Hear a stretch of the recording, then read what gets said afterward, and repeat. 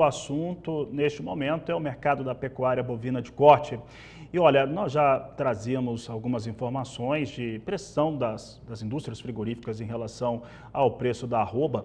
E isso vem ocorrendo já há algumas semanas, mas o mercado vinha se mantendo de certo modo firme, mostrando até estabilidade em algumas praças brasileiras, das mais importantes inclusive.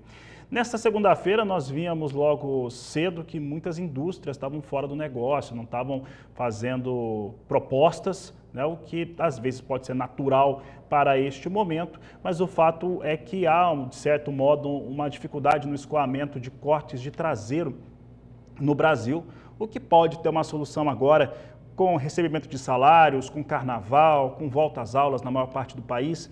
Mas para falar a respeito de como que vem esse mercado do boi, nós vamos conversar com a Jaine Costa, da Scott Consultoria. Jaine, um prazer falar contigo mais uma vez. Como é que vocês da Scott estão vendo este momento da pecuária bovina brasileira? Boa tarde, seja bem-vinda. Olá, boa tarde, é um prazer estar aqui com vocês. Muito obrigada pelo convite. Bom, uma movimentação comum do início da semana, né? Boa parte dos compradores estarem fora das compras, o mercado mais frio e de início de semana, segunda-feira, é comum a gente ver essa movimentação. Mas a expectativa para a semana é de estabilidade nos preços da arroba do boi gordo, mas uma melhora aí no consumo da carne bovina, né? Dado o início do mês, como você mesmo comentou, recebimento de salários e também temos aí o feriado do carnaval que potencializa esse consumo.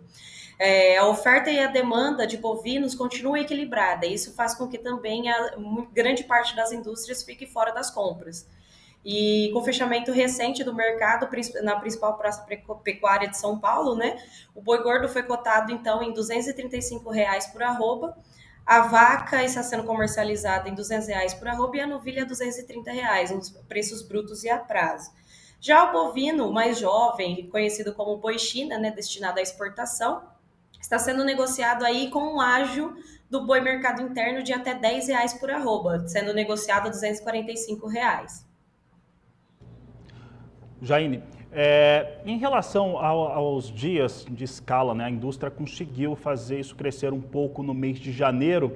Essa escala, mesmo com fevereiro sendo um mês menor, até por conta do carnaval, mas é possível acreditar que essa escala reduz, assim como o que tem hoje nas câmeras frigoríficas disponível para comercialização no atacado e também no varejo?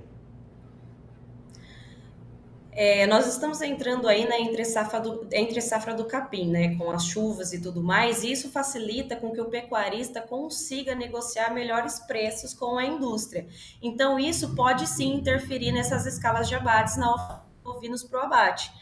O primeiro trimestre é um comportamento tradicional do mercado, entre safra do capim, dá para segurar um pouco mais e dá para ter um pouco dessa queda de braço. Então, pode ser que essas escalas elas sofram uma redução por conta disso, com maior poder de negociação na mão do pecuarista.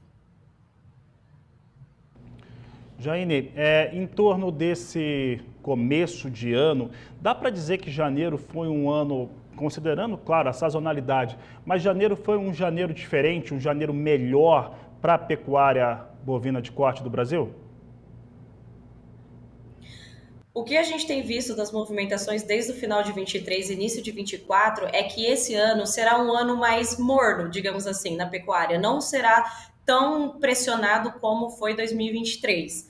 Então, nota-se aí já uma despiora, digamos assim, na negociação, no preço da roupa do boi, da negociação entre pecuarista e indústria. Então, o ano já começou demonstrando isso, que será um ano mais morno em relação ao precificação, né, bonificação de arroba do boi gordo, e é uma movimentação esperada para 2024, esperando aí uma virada de ciclo mais no final de 24 e início de 25, lá para 26 talvez. Então já tem demonstrado isso o comportamento do mercado em relação a 2024. Em janeiro foi um ano bom, tanto de exportação, né, espera-se aí para o ano novo chinês, que acontece a comemoração dia 10 de fevereiro agora. Então, a exportação foi boa, veio boa desde o final do ano passado, que eles comumente, nesse período, eles têm o costume de fazer essa estocagem de carne.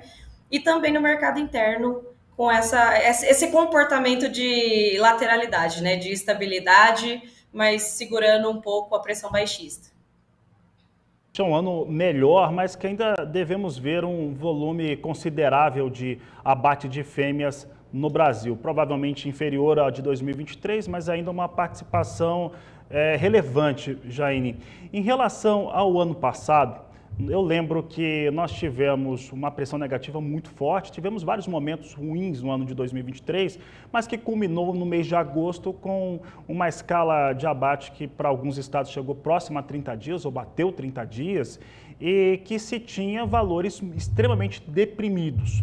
Esse ano, provavelmente, a gente deve ter algum momento que nós vamos sentir essa pressão, que é quando o pecuarista não pode ter animais no pasto, né? O pasto não tem em volume suficiente, mas um cenário como aquele, nós podemos ver, ele deve ser também menos aguerrido, menos agressivo, como foi no ano passado.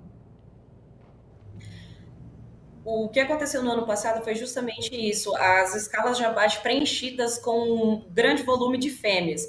Nós vimos, principalmente durante a expedição do Confina Brasil, que é onde a gente visita fazendas de norte a sul do país, nós vimos escalas preenchidas com fêmeas, até fêmeas prenhas.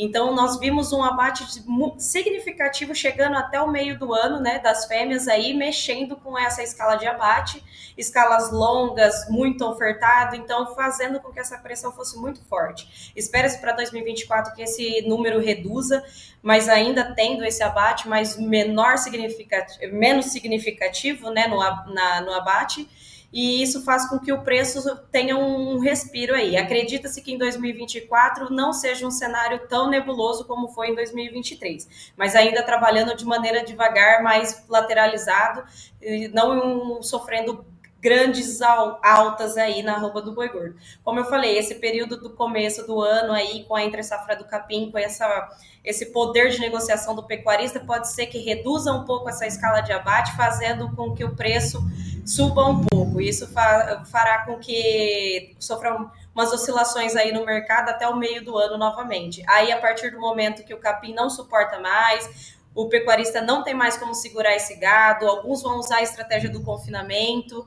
outros não, então pode ser que essa oferta comece a aumentar de novo nas escalas de abate. Jaine, ano passado nós tivemos uma baixa intenção de confinamento confirmada pelo número de animais que foram confinados no último ano. Para 2024, a ferramenta pode ser mais utilizada e seria viável para a parte da pecuária brasileira confinar animais neste ano? Bom, uma das coisas que interfere na intenção do confinamento, que nós recolhemos também essa informação, é a questão do preço da diária de um bovino e também o custo com a ração, né? Que os dois indicadores mais significativos dentro do confinamento é o preço da reposição e o preço da dieta. Pode ser que esteja chegando o preço dos insumos mais baratos agora para esse confinador, então pode ser que ele tenha o interesse de confinar esse ano. O que nós vimos na intenção de confinamento, baseado no que a gente perguntou em rota para as pessoas, é que a intenção ainda seria manter o número de confinamento, mesmo número de cabeças, ou até diminuir um pouco por conta de insegurança de mercado e tudo mais, buscando ali pela ponta final, pelo preço da arroba do boi gordo. Uma melhora no mercado pode ser que intensifique essa intenção, né, do pecuarista de estar confinando, uma melhora ali no pagamento, uma bonificação ali, o ágio, né, como por exemplo, São Paulo tá R$10 um ágio para um boi mais jovem, que é o boi de exportação, isso pode fazer com que o confinamento venha a trabalhar de uma maneira satisfatória esse ano. Mas uma das coisas que interfere muito é tanto o mercado de grãos por conta do arraçoamento e o mercado do boi gordo. E o que nós vimos também o ano passado é a questão da reposição, né? Preços trabalhando em patamares baixos e isso facilita na compra. Então, para os capitalizados e que estudaram essa estratégia de compra de reposição para confinar, pode ser uma tendência interessante.